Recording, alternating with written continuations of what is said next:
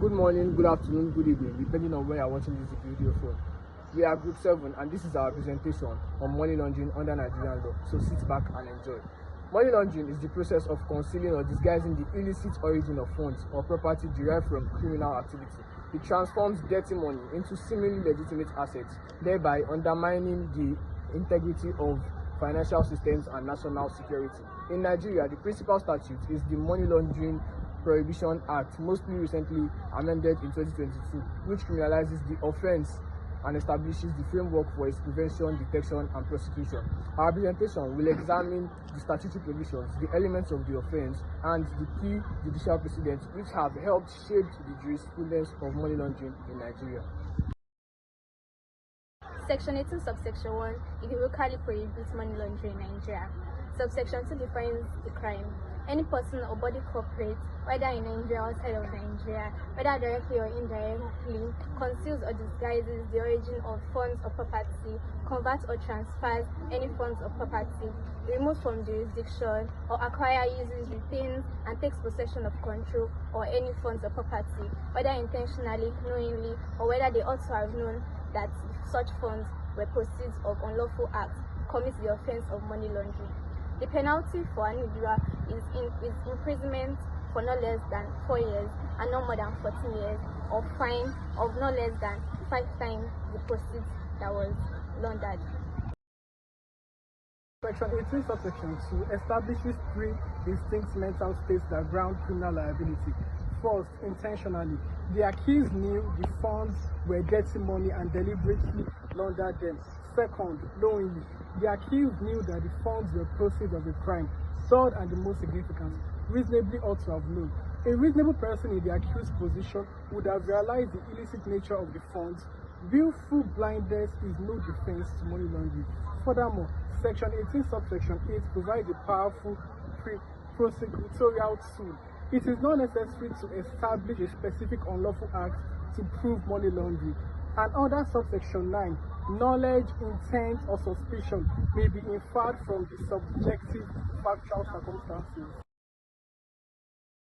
Before money can be laundered, it must first come from somewhere illegal.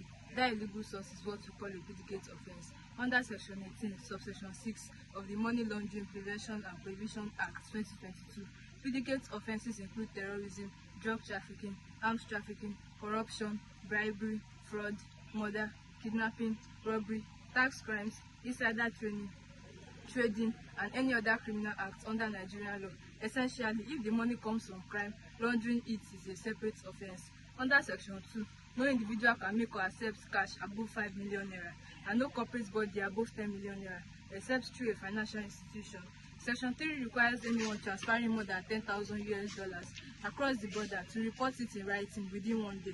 Section 4 forces banks to know their customers, identify them, and find out who really owns the money. Section 11 makes it mandatory to report suspicious transactions within 7 days, and Section 12 bans anonymous accounts and shell banks entirely. Our first case is Ago-Iwoye vs. Federal Republic of Nigeria, decided by Supreme Court in 2016. The appellant, Ago-Iwoye, was Director of Finance at Abia State Government House. Following the petition, the EFCC discovered that billions of naira were fraudulently withdrawn, converted into bank drafts, paid into Ago-Iwoye's account, and finally transferred into a company owned by the government. The Supreme Court unanimously dismissed Ago-Iwoye's appeal. It held that the dividends of Section 14, subsection 1, paragraph A were established: 1. Conversion of transfer of resources; 2. Derivation from crime; and 3. To aim to conceal origin or evade consequences. The court qualified that a prima facie case exists where the evidence, if contradicted, will be sufficient for a reasonable court to convict. Our second case is Mohammed Belgo vs. Federal Republic of Nigeria, decided by the Supreme Court in 2021. The appellants collected 450 million naira as cash at a Fidelity Bank branch in Ilorin, Kwara State, and disbursed it to various persons without going through any financial institution. He was charged at the Federal High Court in Lagos. He argued that the Lagos division lacked territorial jurisdiction since the events occurred in Ilorin. The Supreme Court dismissed the appeal. It held that the Federal High Court is a single national court, not a separate court in each state. Money laundering offense and any division of the Federal High Court may hear it regardless of where the transactions occurred. The case also reinforces Section 2, subsection 1, the cash transaction limit of 5 million naira for individuals. Ago-Iwoye versus Federal Republic of Nigeria 2018 decided by the Court of Appeal. The appellant was Director General, Institute of Agricultural Research and Training, Ibadan. He was charged alongside with his accountant, Sakeo Stejumola, and others with conspiracy and misappropriation of 177,571,609 naira 50 kobo, which was meant for the staff hazard allowance.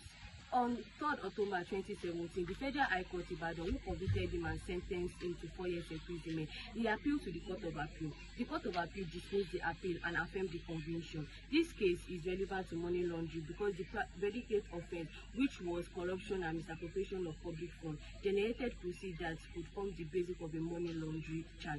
It demonstrated that a conviction for the predicate offence must first be established before the proceeds can be traced as laundered funds. From our analysis, 4 key principles emerge. 1. Money laundering under Section 18 requires proof of conduct, concealment, conversion, transfer, or acquisition, coupled with one of 3 mental states, which may be inferred from objective circumstances. 2. The Federal High Court has the overall nationwide jurisdiction over money laundering for the federal offense. 3. Money laundering is a distinct offense from its predicate crimes. Simultaneous prosecution is permissible and does not constitute double jeopardy. And 4. No case submission cannot succeed where the accused has admitted the core conduct at the prima facie threshold is far lower than proof beyond reasonable doubt.